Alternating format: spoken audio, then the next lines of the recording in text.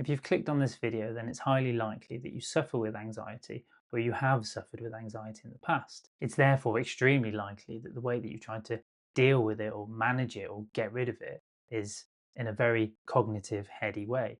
And by that I mean when thoughts are racing, when the anxiety really kicks in, you try mindfulness to try and suppress it, or you try activities to try and escape it, run away from it, avoid it, or other techniques to try and quieten the mind or just be at peace with it and accept it. And while these techniques can be extremely useful, they do miss a critical piece of the puzzle. Now, I discovered this critical piece of the puzzle a few years ago, and it was a huge aha moment at the way that I deal with my own anxiety, and actually radically transformed how I view my relationship with my anxiety. How anxiety is actually a signal, it's communicating us, it's something to be looked at as opposed to ignored. So in this video, I want to share that with you today. So several years ago, I started retraining from my corporate 9 to 5 job in IT to become a therapist or a guide or a coach or whatever you will call me. And at the time, I was doing a 3-year training with a lady called Gaia Polini, incredible woman who does incredible work. Now, as part of that training, we sometimes did weekends away, and this particular weekend was a 3-day retreat down in Brighton on the south coast in England, where I live. And I remember it vividly. We were sat in a circle, and Gaia was talking about the nervous system, developmental trauma, and other bits and pieces, and I was feeling particularly anxious. I always did, because we do some pretty funky exercises, and there was always the unknown for me. I didn't know. I had this issue with perfectionism. I had to do everything perfectly and in the right way, so I was working through my own stuff. So I was sat there feeling particularly anxious. And as you know, anxiety is an absolute bugger, because when it comes in, what we want to do is avoid it and escape it and try all these wonderful techniques to manage it and deal with it. And she was talking, and I can't remember her exact words, but she said, and it was like she was talking straight to me, she said, anxiety is just a feeling that needs to be felt. And that might not sound too profound to you, but I'll say it again. Anxiety is just a feeling that needs to be felt. And for me, it was this massive aha moment, this light bulb above my head, because all of a sudden I thought, okay, so anxiety isn't a mental cognitive problem. It's not something that I need to manage or avoid or distract from. It's something going on, because the work that I do is nervous system feelings. It's something that's going on inside of me that actually, instead of doing this and ignoring and externalizing, I need to look at. And that is the problem, because the more our anxiety comes up for us, the more we try and distract, the more painful it actually is for us to look at it. But that's exactly what we need to do. So when anxiety comes up, what we need to do is look at what the anxiety is telling us. What is the feeling underneath? Because ultimately, anxiety is a signpost, it's a map to something that's going on within us that's being suppressed or not allowed to be felt. Now, I'll give you a real world example to just really help visualize this or feel this or sense it. And I encourage you to think of your own life situations as I do.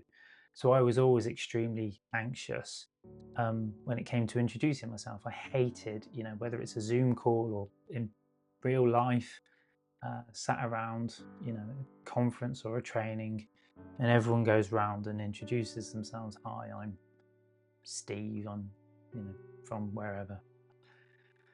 And it would always get worse if I was last or towards the end, because my anxiety would really kick in and go to overdrive, and I'd be like, oh my God. So traditionally, what I would do is try and take some breaths and try and sit with it or be with it or whatever technique.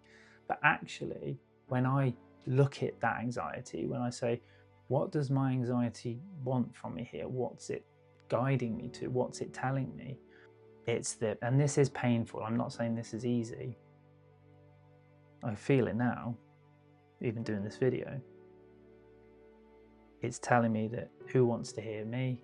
I'm not good enough, I'm not worthy. It's all that suppressed feelings that I try and bury, those horrible, painful feelings.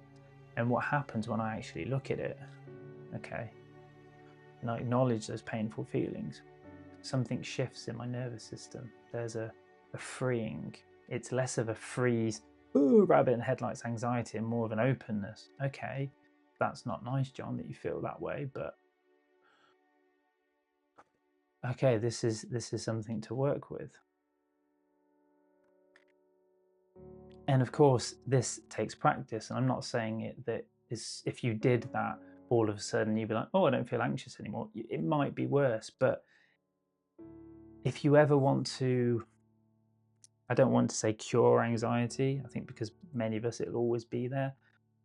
But if you ever want to live, make peace with anxiety, I think personally that can only be done by addressing the underlying trauma, the source of it, the feelings that come up.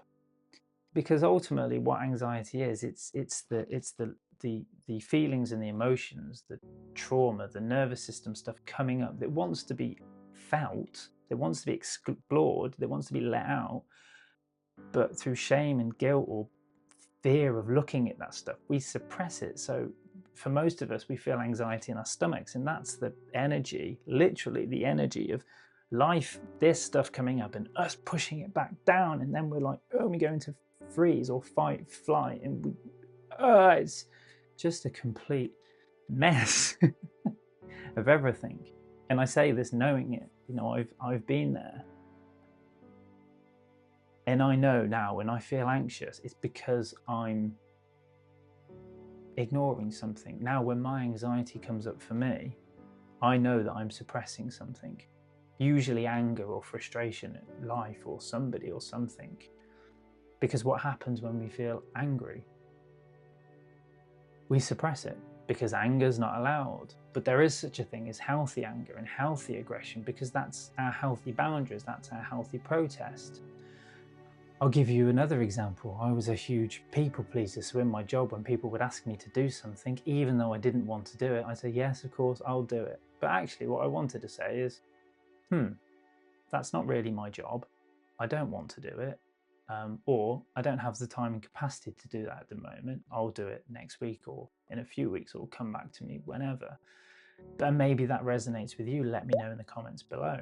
Because when we please others and don't put our own needs first, we're shutting down who we are, and that makes us feel anxious. Because actually what we want to say, or the feeling, is very much, oh God, I don't want to do that. Go away, go jump off a bridge. We don't want them to do it, but that is the visceral feeling within us. And when that comes up, we feel guilt and shit. Oh no, I shouldn't feel that, I shouldn't say it. So we shut it down. Anxiety. Oh, I feel better for letting that out. So I hope this video doesn't come across as me dismissing or slamming techniques that deal with managing anxiety, because that's not the aim of this video. I think those techniques have a place to a point, but if you truly want to understand your anxiety, then I invite you, or I encourage you, to listen to what's going on as much as you can. As I say, this can be quite painful stuff, so if you do suddenly do it, you know, some difficult emotions will come up. For me, it was always feelings around self-worth and not being good enough, and shutting that down. So this is just simply an invitation to gently be curious about what's actually going on with your anxiety. Why are you anxious, as opposed to avoiding it, distracting it, and kind of intellectualizing it, mentalizing it, if that's even a word. Excuse me. But yeah, I'd love to know how you get on with that, or if you have any questions at all, let me know in the comments below. And if this has been useful, then please, I invite you to subscribe for my content in the future. Take care. Have a beautiful day. Big love, John.